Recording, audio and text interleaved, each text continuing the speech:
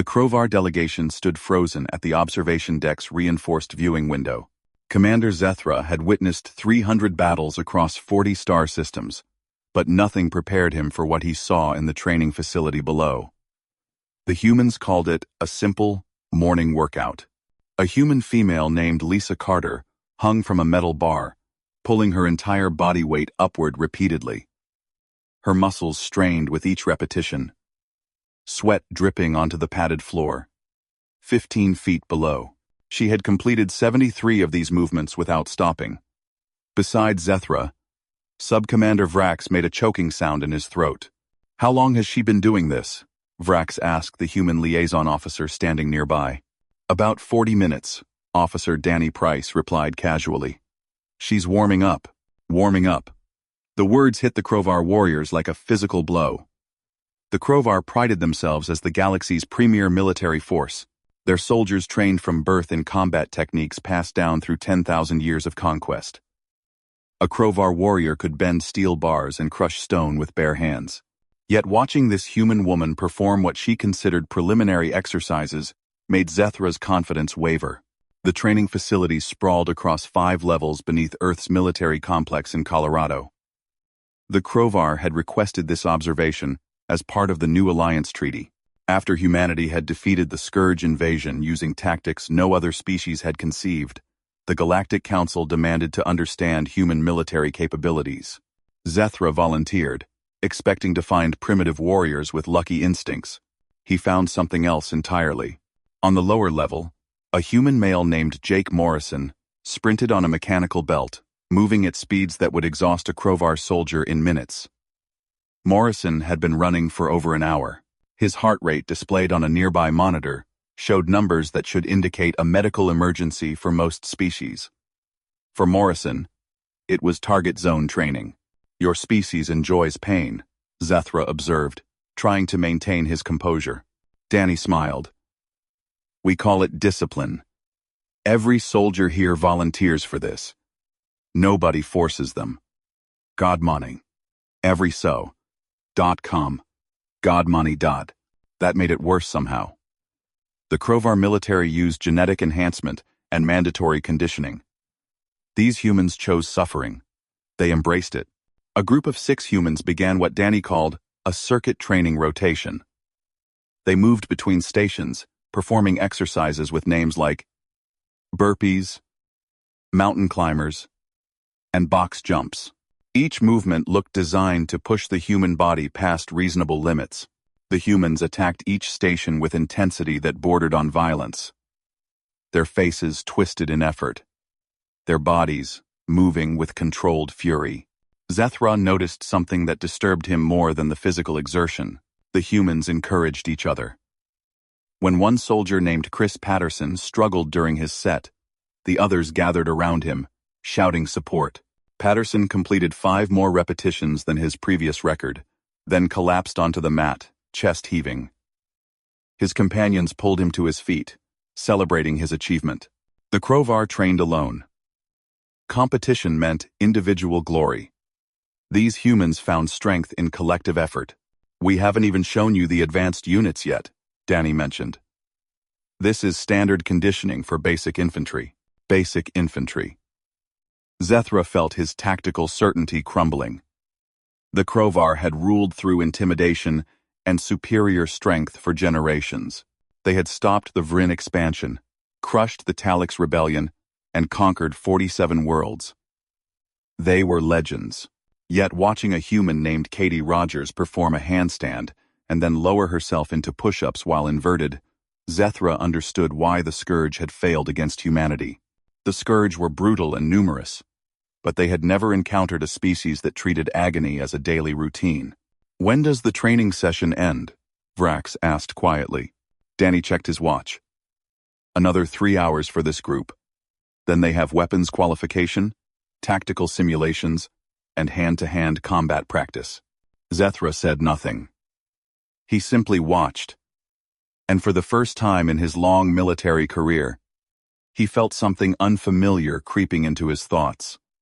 It might have been doubt. It might have been respect.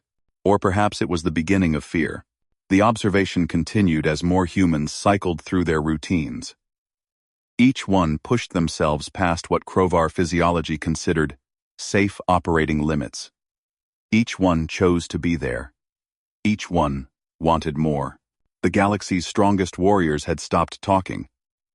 They could only watch and wonder what kind of species did this to themselves, on purpose, and what it meant for everyone else in the cosmos. The training floor echoed with the sound of human determination, and in that echo, the foundations of galactic power began to shift. Hours passed in tense silence. Zethra's military attaché, a seasoned Krovar intelligence officer named Drax, had been taking detailed notes since the observation began. His writing device had stopped moving 20 minutes ago. He simply stared through the viewing window. His facial features locked in an expression the Krovar rarely displayed in public disbelief, mixed with something approaching awe. On the training floor below, a new group rotated in. Danny explained, these were the endurance specialists, humans who focused on extended operational capacity. A woman named Amy Foster stepped onto a rowing machine. The device measured her power output, distance, and time. She set a timer for 60 minutes and began pulling the handlebar with systematic precision. 60 minutes? Drax finally spoke. Of continuous rowing motion? Her personal record is 90 minutes, Danny replied. But she's recovering from a knee injury, so she's taking it easy today. Taking it easy. The phrase seemed to be a recurring theme in human military culture. Zethra had studied 17 different species' military doctrines. None of them incorporated the concept of self-imposed restraint during training as preparation for pushing even harder later. The humans operated on a principle of controlled escalation, always holding something in reserve, always capable of more. A male soldier named Ryan Cooper approached what the humans called a squat rack. He loaded metal plates onto a bar until the weight reached 405 pounds. Then he positioned himself beneath it, lifted it onto his shoulders, and began lowering his body into a squatting position before standing back up. He performed this movement 12 times before replacing the bar. His face had turned red from exertion, veins visible on his neck and arms. That weight exceeds Krovar military standards for heavy lifting exercises, Vrax observed. And he performed multiple repetitions. Munting. Ryan's not even in our top 20 for his weight class, Danny said matter-of-factly. We have a soldier named Brandon Hayes who can squat over 600 pounds. The Krovar exchanged glances. Their species had evolved on a high-gravity world. Physical strength was their primary advantage in ground combat. Yet these humans, who came from a planet with relatively moderate gravity, had developed strength that rivaled or exceeded Krovar capabilities through nothing but deliberate training. Zethra's tactical computer had been running probability simulations since the observation began. The results troubled him. In theoretical ground combat between equal numbers of Krovar and human soldiers, the humans held a 67% victory probability. That number kept climbing as the computer incorporated more behavioral data from the training session. The simulation identified a critical factor. Krovar warriors fought until injured, then withdrew to recover. Human soldiers, based on observed training patterns, appeared to fight effectively even while injured, possibly performing better under duress. The computer flagged this as anomalous and requested verification. Zethra verified it by watching a soldier named Nicole Bennett complete a training sequence while clearly favoring her left ankle. She limped between stations but never reduced her intensity. When Danny noticed Zethra watching her, he explained she had twisted the ankle during yesterday's obstacle course run. She should be in medical recovery, Zethra said. She will be, after training, Danny answered. Unless it's a severe injury, our people tend to work through minor damage. Builds mental toughness. Mental toughness. Another human concept that defied standard military psychology. Most species protected their soldiers from unnecessary harm. Humans seemed to believe controlled harm during training prevented worse harm during combat. The logic was sound, But the implementation required a mindset that Zethra found almost alien. A training instructor, a stern-faced woman named Kelly Davis, walked among the soldiers shouting corrections and encouragement. Her voice carried through the facility's audio system. Push harder. You think the enemy cares if you're tired? You think they'll wait while you catch your breath? Move like your life depends on it. Because someday, it will. The soldiers responded by increasing their pace. Several of them were clearly exhausted, their movements becoming less precise, but none of them stopped. They pushed through the fatigue, past the point where their bodies screamed for rest. Drax leaned closer to Zethra and whispered in their native language, "Commander, I believe we need to reassess our entire military doctrine." Zethra nodded slowly. The Krovar had always relied on their natural physical advantages. They trained to maintain and enhance those advantages, but they had never considered that training itself could be a weapon. These humans had turned self-improvement into a form of warfare, waging a daily battle against their own limitations. A male soldier named Eric Sullivan moved to an area with thick ropes hanging from the ceiling. Each rope extended about 30 feet upward. Sullivan gripped one rope with both hands and began climbing without using his legs. His arms pulled his entire body weight up the rope, using only upper body strength. He reached the top, touched a marker, and descended in a controlled manner. Then, he immediately started climbing again. "How many times will he climb?" Vrax asked. "Until Instructor Davis tells him to stop, or until he physically cannot continue," Danny replied. "And if he cannot continue? Then he'll rest briefly and try again. Failure is part of the process. We don't punish failure in training. We learn from it." This philosophy contradicted everything the Krovar understood about military discipline.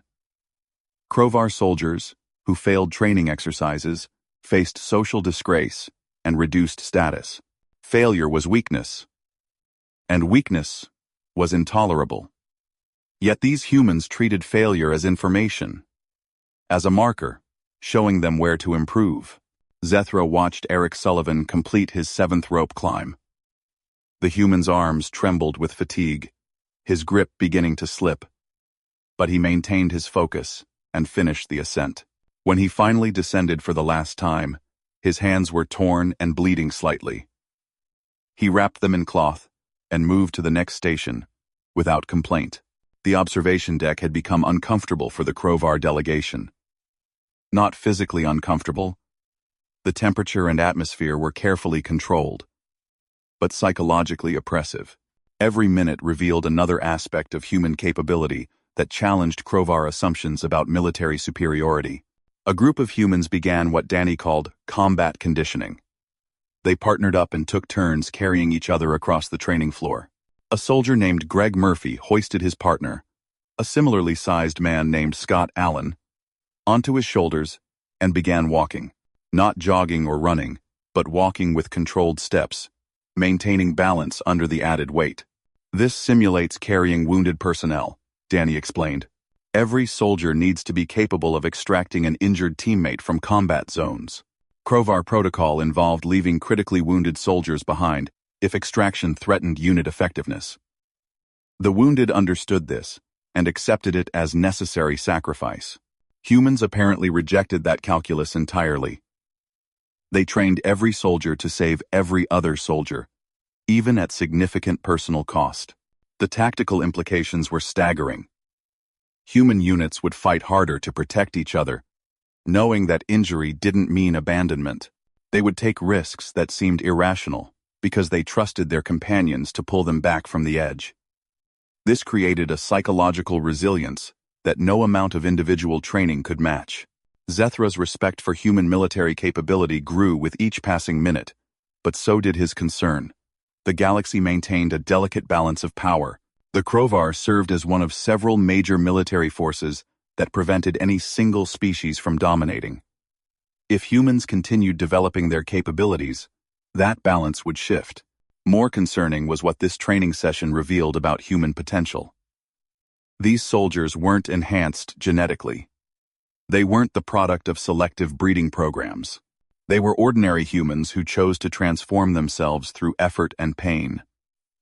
Every human had this potential. Every single one of them could become this dangerous if they decided to try. The session continued into its fourth hour. The humans showed signs of fatigue but no signs of quitting. They moved from strength exercises to cardiovascular conditioning, to flexibility training, to coordination drills. Each segment pushed different aspects of physical capability, and the soldiers attacked each one with the same intensity. A particularly brutal exercise involved soldiers lying flat on the ground, then explosively jumping to their feet, performing a jumping motion, and returning to the ground position. They repeated this over and over, while Instructor Davis counted. At 100 repetitions, several soldiers collapsed onto the mats, completely spent. 5-minute rest, Davis called out. The collapsed soldiers groaned but nodded. They would rest for 5 minutes, and then repeat the entire sequence. Because that was what humans did. They found their breaking point, and then pushed past it. Zethra finally turned away from the window. He had seen enough. His military career spanned decades, and he had observed countless warriors from dozens of species. He had never witnessed anything like human training methodology. "We should return to our quarters," he told his delegation. "We have much to discuss." As they walked toward the exit, Vrax voiced the question that Zethra had been avoiding. "Commander, if this is how they train in peacetime, what are they like in actual war?" Zethra didn't answer immediately. He thought about the Scourge invasion, about how humanity had been dismissed as a minor species until they demonstrated capabilities that shocked the galaxy. He thought about Earth's military history, about humans fighting each other for thousands of years, constantly innovating new ways to wage war. "I think," Zethra said carefully, "that we've been very fortunate humanity chose to join the Galactic Council as allies, rather than conquerors." The delegation departed, leaving Danny Price alone in the observation deck. He watched his fellow soldiers complete their training, pride evident in his expression. He had seen the Krovar warriors' reactions, had noticed their growing unease. Good, he thought. Let them be unsettled. Let them understand that Earth's military wasn't strong because of genetics or technology or luck. They were strong because they chose to be. Every single day, in every single training session, the galaxy was about to learn what humanity had known for millennia. Warriors weren't born.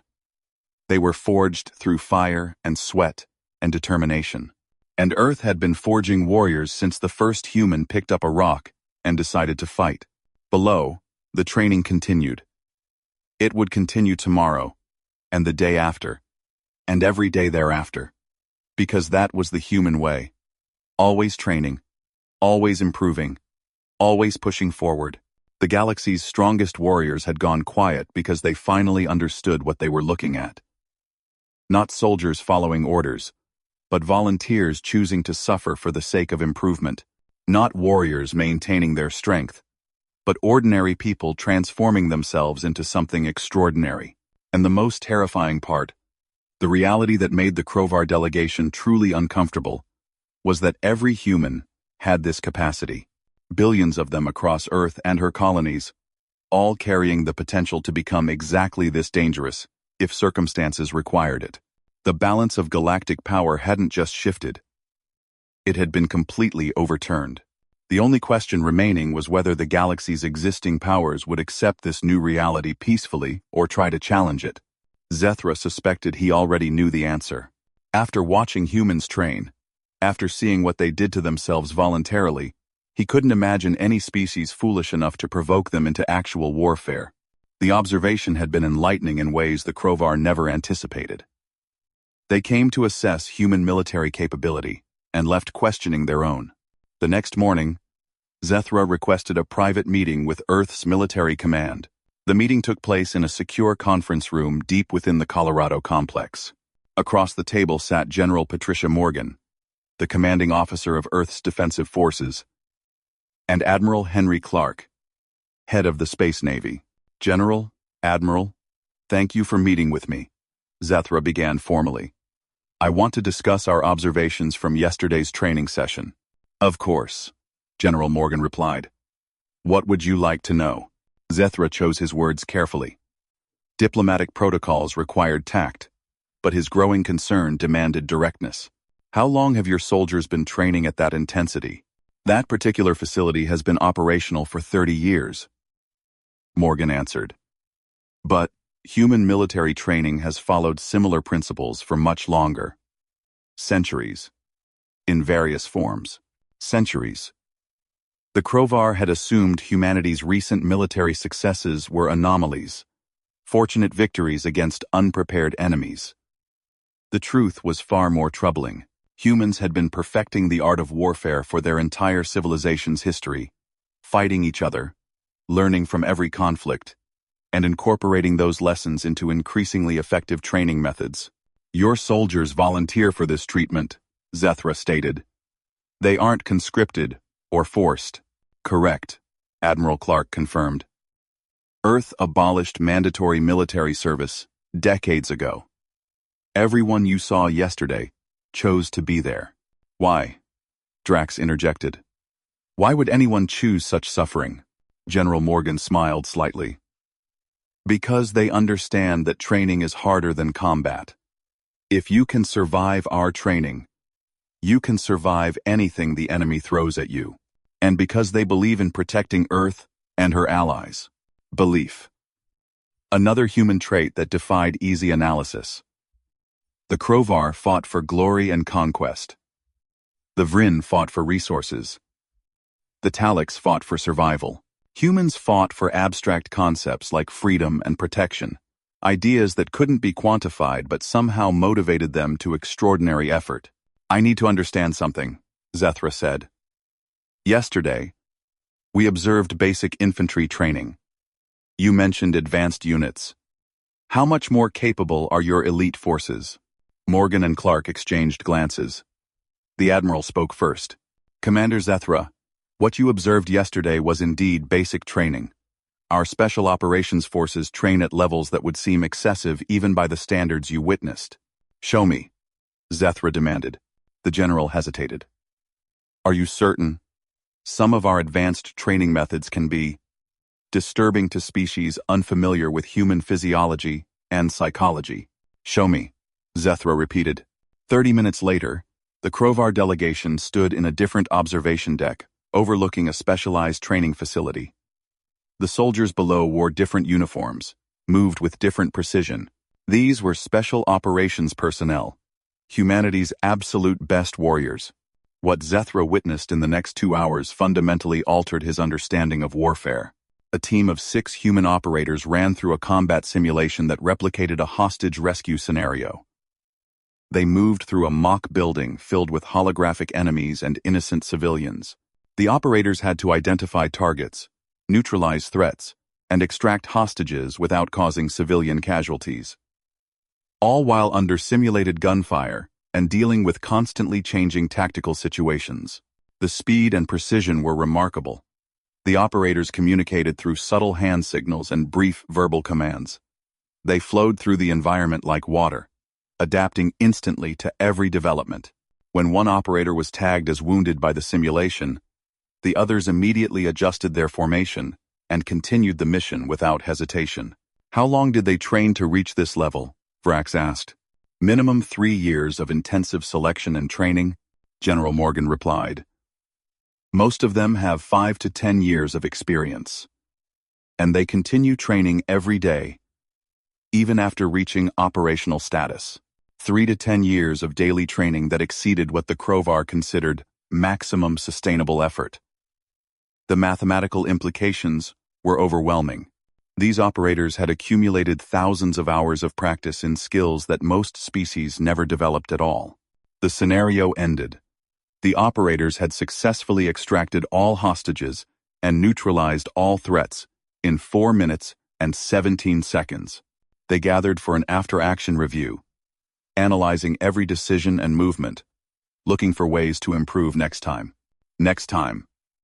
Because for humans, perfection wasn't the goal. Improvement was the goal, continuous and never-ending. Another team prepared for water-based operations training. They wore special equipment and entered a pool area that could simulate various ocean conditions.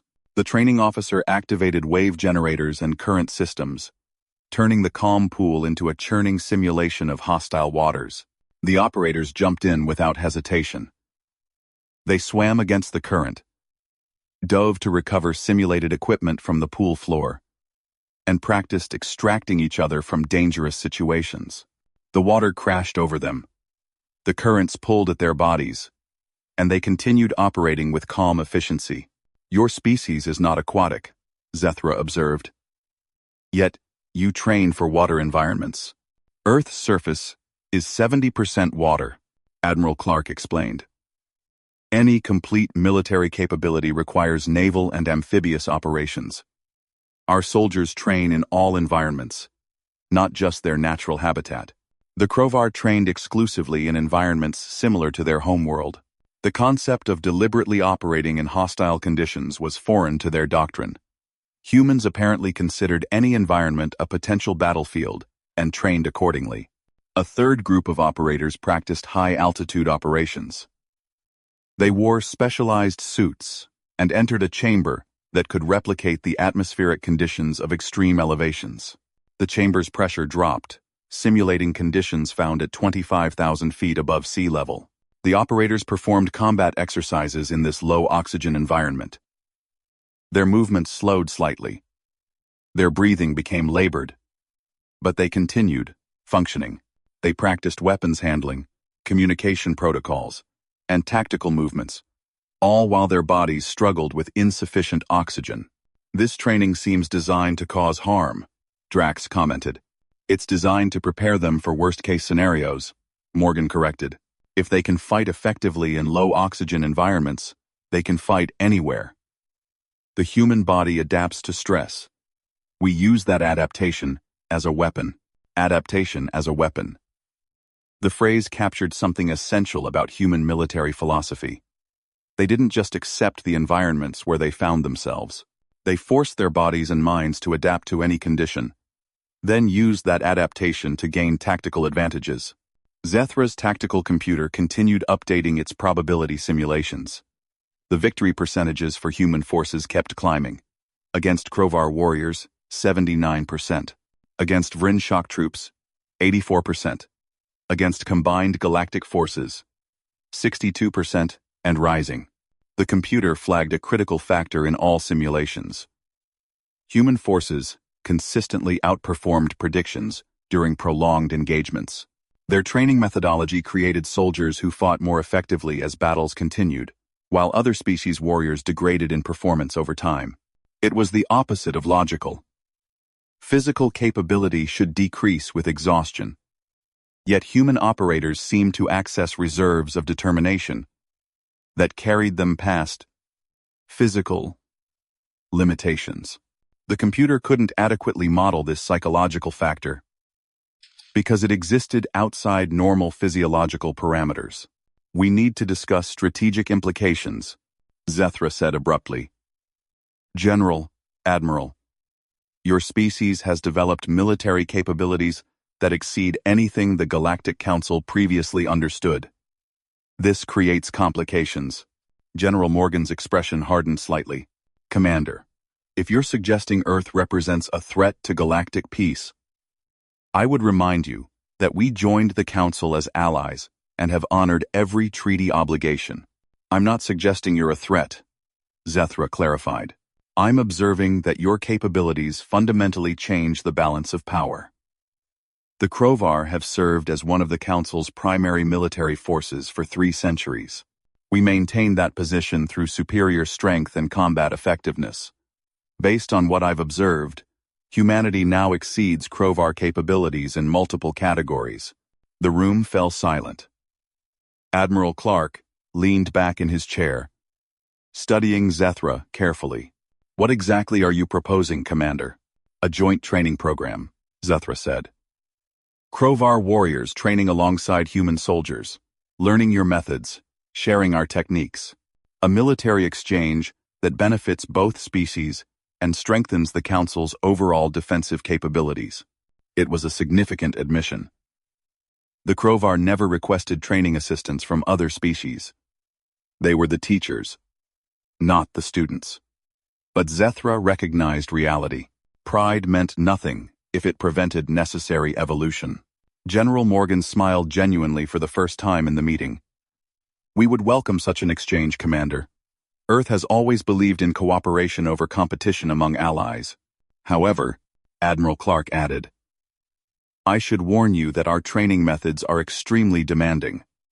Krovar physiology is impressive, but adapting to human training intensity will require significant adjustment." "We understand," Zethra replied. "We observed the difficulty." But the Krovar did not become the galaxy's premier warriors by avoiding challenges. If humans can endure this training, so can we. The confidence in his voice masked the uncertainty in his thoughts. Watching human training was one thing. Actually attempting to match it would be entirely different. Krovar bodies were stronger in many ways, but they lacked humanity's apparent capacity for sustained suffering. The meeting continued for another hour, discussing logistics and protocols for the proposed exchange. By the end, preliminary agreements were in place. Within 3 months, the first group of Krovar warriors would arrive on Earth to train alongside human soldiers. Zethra left the meeting with mixed emotions. Professional satisfaction at establishing a valuable alliance, combined with personal dread at the prospect of actually experiencing human training firsthand. That evening, he returned to the observation deck alone. The basic training facility was empty. The soldiers, having completed their daily regimen, the equipment sat waiting for tomorrow's warriors, the weights and bars and machines that humans use to forge themselves into weapons. He thought about his own species' history. The Krovar had evolved as predators, naturally, strong, and aggressive. They had conquered their homeworld through physical dominance, then carried that dominance into space. For thousands of years, they believed their natural advantages made them superior warriors. Humans evolved differently. They weren't the strongest or fastest or most physically imposing species. They survived through adaptability, intelligence, and social cooperation.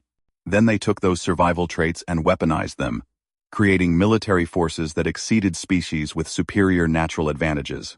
The lesson was humbling. Natural gifts mattered less than how those gifts were developed and applied. The Krovar had been coasting on genetic advantages for centuries, while humans had been grinding themselves into ever-sharper weapons. Zethra's personal communication device buzzed.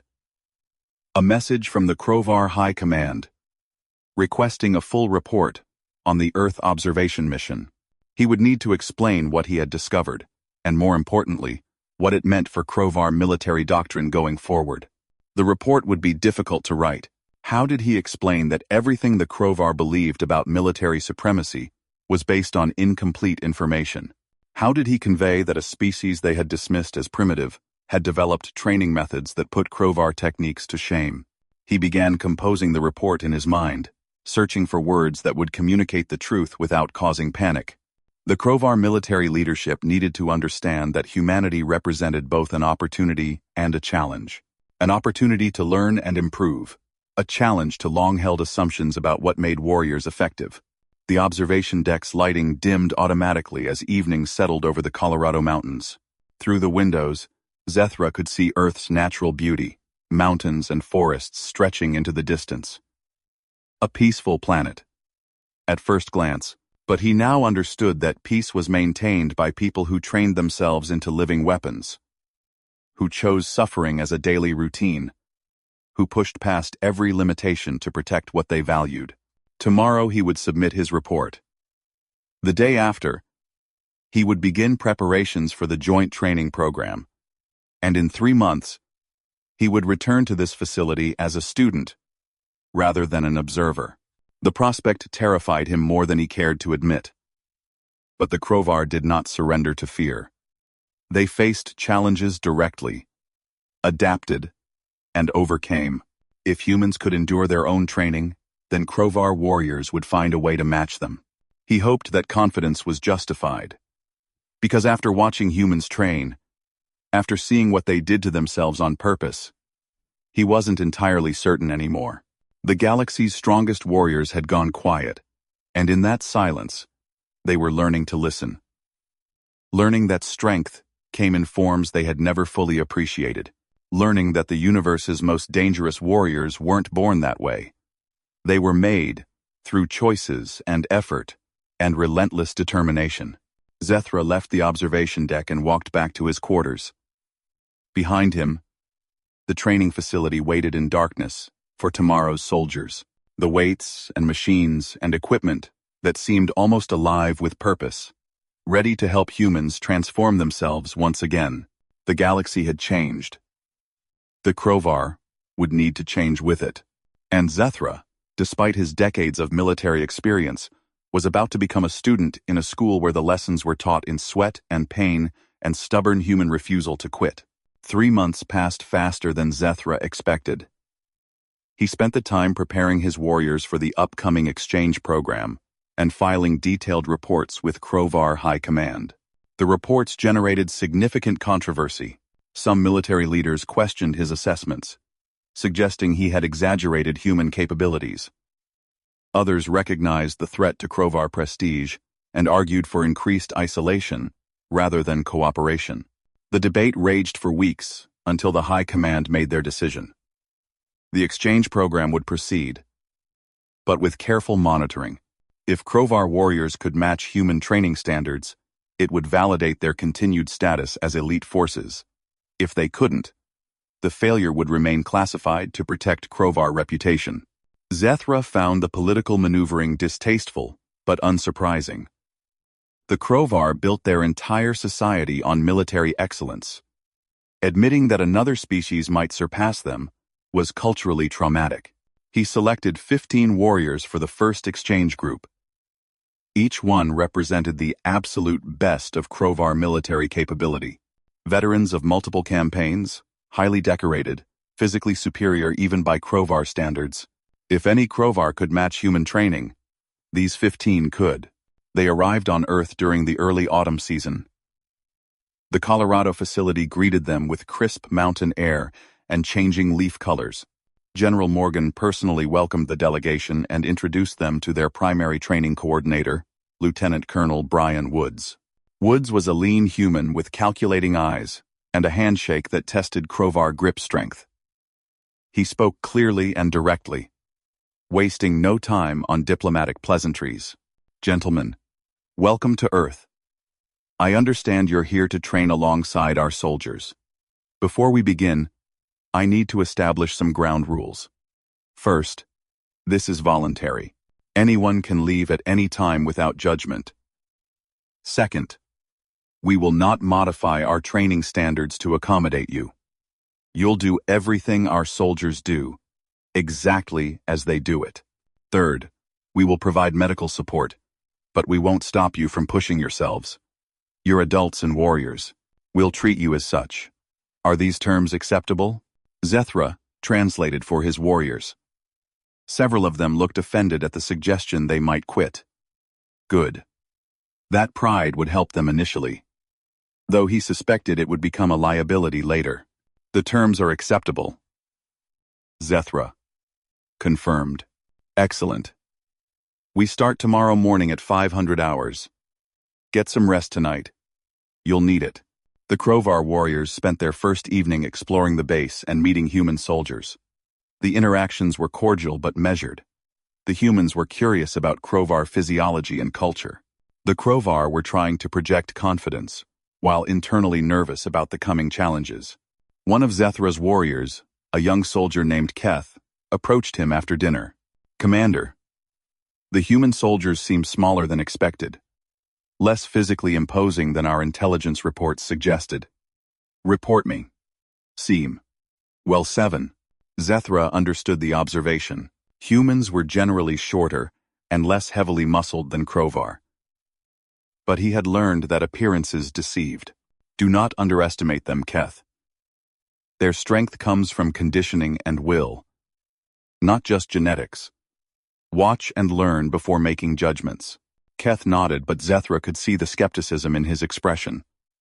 The young warrior would learn soon enough. Morning arrived cold and dark. The Krovar assembled at the training facility wearing the exercise clothing Earth had provided. They stood in formation, waiting for instructions. Human soldiers filed in around them, beginning their warm-up routines. Lieutenant Colonel Woods appeared exactly at 500 hours. Good morning. We're starting with a simple assessment run. 5 miles on the mountain trail behind the facility. The trail includes varied terrain and approximately 800 feet of elevation change. My soldiers will run at their standard training pace. You're welcome to keep up, fall behind, or skip the run entirely. Your choice. The Krovar looked at each other. 5 miles was approximately 8 kilometers, a reasonable distance. The elevation change was more significant than they preferred, but manageable. Several warriors grinned. This would be easier than expected. Woods led them outside to the trailhead. The path wound up into the mountains, disappearing into pine forests. The human soldiers gathered at the starting point, stretching and preparing. They seemed relaxed, chatting among themselves. On my mark, Woods called. 3, 2, 1, go. The humans took off at what seemed like a moderate pace. The Krovar followed, confident in their superior speed and endurance. The first kilometer passed easily. The Krovar maintained position near the front of the pack, matching the human pace without difficulty. The second kilometer introduced steeper inclines. The humans maintained their pace without discussion, breathing steadily, moving with practiced efficiency. The Krovar began working harder to keep up, their heavier body mass making the climbs more demanding than anticipated. By the third kilometer, Zethra noticed concerning signs. Several of his warriors were breathing heavily, their pace slowing. The humans continued at the same steady rhythm they had started with, showing no signs of fatigue. The fourth kilometer destroyed Krovar assumptions. The trail turned sharply upward, climbing through loose rocks and switchbacks. The humans accelerated slightly, their legs pumping harder, their breathing controlled. The Krovar warriors struggled to maintain contact with the group.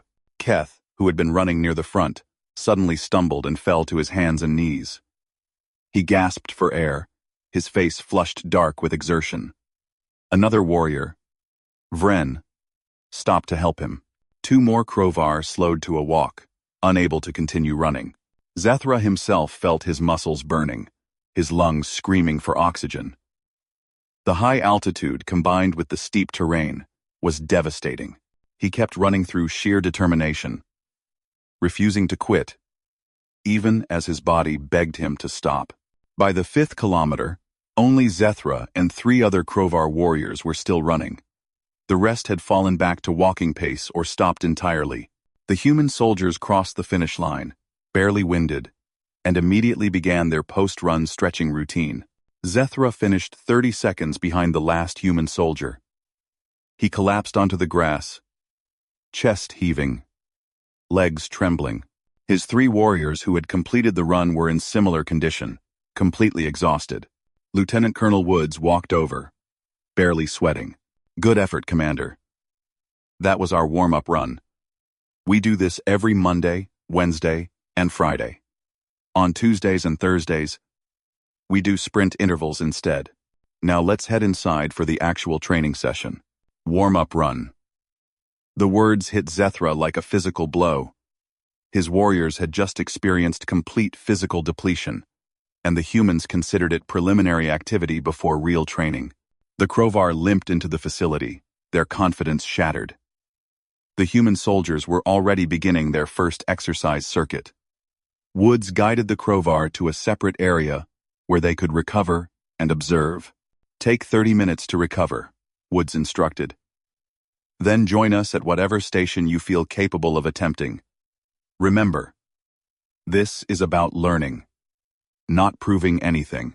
Zethra watched the humans work through their exercises. The same movements he had observed 3 months ago, performed with the same intensity and focus. But now, he wasn't just watching. Now he understood what it felt like to attempt matching their pace. It felt impossible. His warriors gathered around him, looking defeated. These were elite Krovar soldiers, the best their species could produce, and they had been completely overwhelmed by a simple warm-up run. "Commander, what do we do?" Vren asked quietly. Zethra considered the question carefully.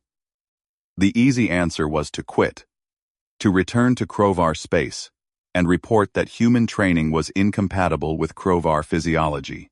The High Command would accept that explanation. They could maintain their pride and avoid further humiliation.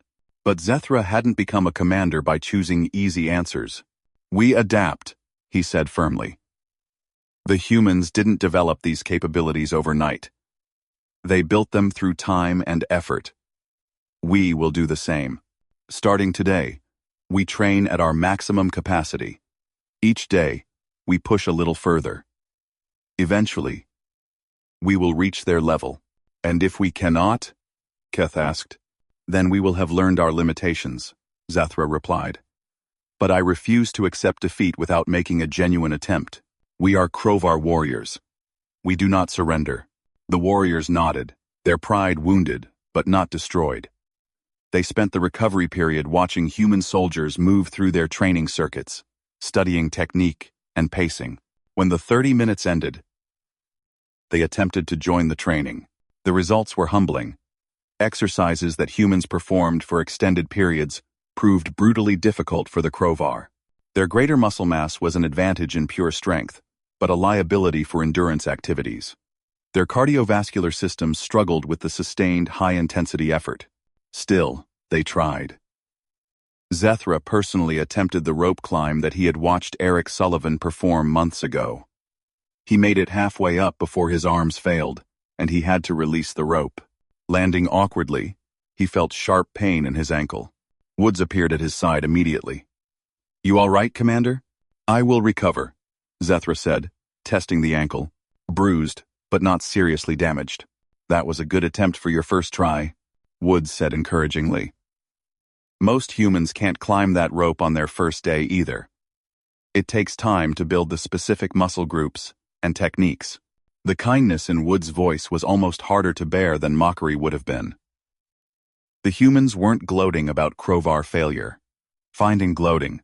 They were offering genuine support and encouragement, treating the Krovar as fellow students rather than competitors. The training session continued for another 2 hours. By the end, every Krovar warrior was completely exhausted. They had attempted approximately 30% of the full training routine and failed at most of it. That evening, Zethra filed his first progress report with Krovar High Command. He kept it factual and honest. The Krovar warriors had been thoroughly outperformed on day 1. They would need weeks or possibly months of conditioning before they could meaningfully participate in standard human training protocols. The response from High Command was predictable. Shock, disbelief, and demands for more detailed explanations. Zethra provided them but knew that words couldn't capture the reality. The Krovar leadership would need to experience this themselves to truly understand. Over the following weeks, a routine developed. Each morning, the Krovar attempted the warm-up run. Each morning, they failed to complete it at human pace, but gradually, incrementally, they improved. Distances increased, times decreased. Recovery periods shortened. The human soldiers provided constant encouragement. When a Krovar warrior completed a personal record, humans celebrated with them. When someone struggled, humans offered technique advice and modification suggestions. The atmosphere was supportive rather than competitive. This generosity made the situation more bearable, but also more frustrating. The Krovar were accustomed to earning respect through dominance. These humans offered respect freely, while simultaneously demonstrating superior capability. It created cognitive dissonance that Zethra found professionally and personally challenging, but he pushed through it. His warriors pushed through it, because despite the difficulty and humiliation, they were learning. Their bodies were adapting. Their techniques were improving. They were becoming more capable warriors, even if they remained far behind human standards.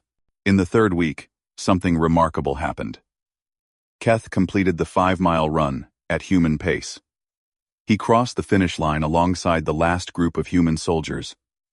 Exhausted, but triumphant, the humans erupted in cheers and congratulations. Keth's eyes gleamed with pride and accomplishment. That single success energized the entire Crovar delegation. If Keth could do it, they all could eventually. The impossible became merely extremely difficult. Zethra continued his reports to High Command, documenting progress and challenges. He included recommendations for modifying Crovar training protocols based on human methods. He suggested dietary changes to support higher activity levels. He proposed cultural shifts to embrace failure as a learning tool rather than a source of shame. Some recommendations were accepted, others were rejected as too radical. But slowly, incrementally, Crovar military doctrine began to evolve, and it all started with warriors being willing to admit they had something to learn. The galaxy's strongest warriors had gone quiet, then found their voices again by learning to listen. In training facilities on Earth, Crovar and humans worked together, building something neither species could have achieved alone. A new model of military excellence based on cooperation, shared knowledge, and mutual respect. And somewhere in the Colorado Mountains, the balance of galactic power continued to shift, one training session at a time.